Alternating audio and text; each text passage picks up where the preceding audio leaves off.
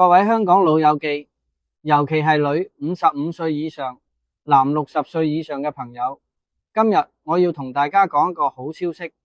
就算你已經超過退休年齡，一樣可以買廣州醫保。冇聽錯，係真嘅。無論你70歲、80歲，甚至90歲，只要你有港澳居民居住證，就可以參保，唔使退休證，唔使收入證明，甚至有舊病做個手術都冇問題。我哋有個客人黃婆婆，今年82歲，之前喺香港睇病一次就幾千蚊，舊年辦咗廣州醫保，今年睇門診都有得返錢，保費先549蚊一年，平均每個月唔到46蚊，但政府會補貼超過1000蚊，你出嘅錢連一半都唔到，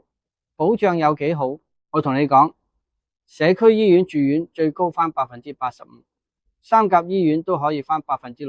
負70%。糖尿病、高血壓呢30種慢性病，一年最高可以返33.9萬蚊。如果自費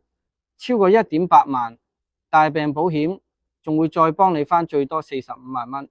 呢啲都係醫保目錄入邊白紙黑字寫住嘅，唔係隨便講嘅。我哋係專為港澳居民服務嘅正規公司，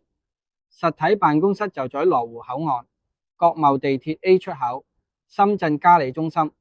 歡迎你隨時上嚟飲杯茶，面對面諮詢。